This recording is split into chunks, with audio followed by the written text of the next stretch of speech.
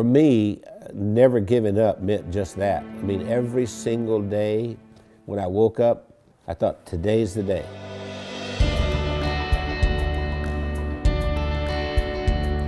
I was the second son in a sharecropper's family, and a sharecropper means that you don't own anything. I mean, you work for someone else who's the landowner. We had practically nothing. Everything was hand-me-downs from someone else. I didn't have shoes, and to this day my toes are all grown under because I didn't have shoes. I remember I had this encounter with my mother, and I said, you know, tell me you love me, and she didn't do it. And so I went down and I sat on this creek bank, and I thought, you know what? I don't care if anybody loves me, I love me. I made a list of goals that I wanted to accomplish, and they were laughable because I didn't even have 2 nickels to rub together, but my first goal was I was going to be a millionaire by the time I was 35. Number 2, I was going to have food to eat because we were always hungry. I mean, my little brother and I used to make mud pies to stop the hunger pains, and I was going to travel all over the world. Those were my goals.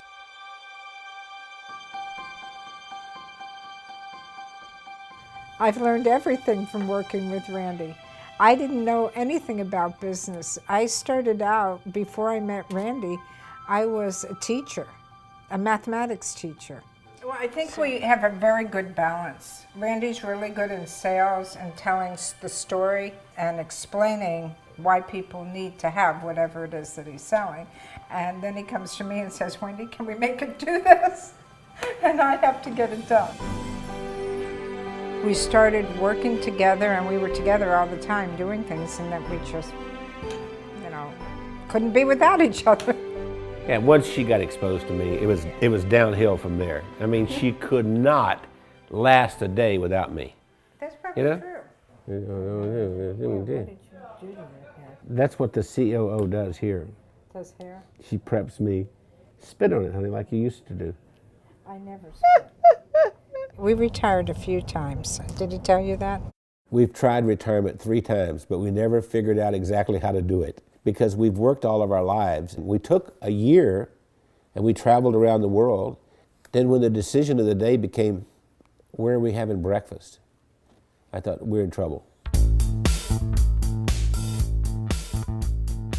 If I were giving you advice and you were meeting Wendy for the first time, I would tell you, don't get your feelings hurt if she uses her phone while she's meeting with you. Hey, Kim. Hey, Chris. Okay. I'll see you in the morning. All right. Bye. Bye-bye. I kind of feel like a triage nurse at a hospital. And every week I go in and I reprioritize. No, I'm not approving that. I think what drives Wendy is her desire to be the best and provide the best of service to everyone. Awakened at 2:30 in the morning, and I hear this little click, click, click, click, click, click, click, click. And it's Wendy over there looking something up at 2:30 in the morning.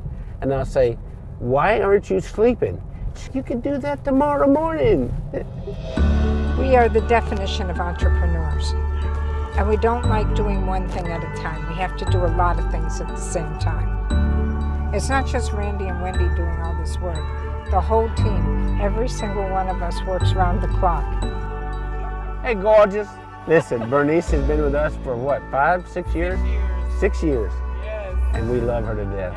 I love you guys. Yeah. Randy leads with his heart.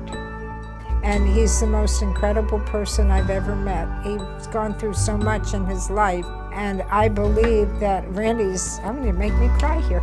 Randy has made the difference in my life. What's important is, what do I contribute in this day to make the world a better place? I know that sounds corny, but that's really what it is. My daddy used to say, we leave here with empty pockets. The other thing my dad said is that when you leave, you'll be accountable for 2 things. 1, how did you treat Mother Earth? And 2, how did you treat the people on Earth? I feel that I have found joy and that I've given joy, and I think there's a lot more joy that we can give.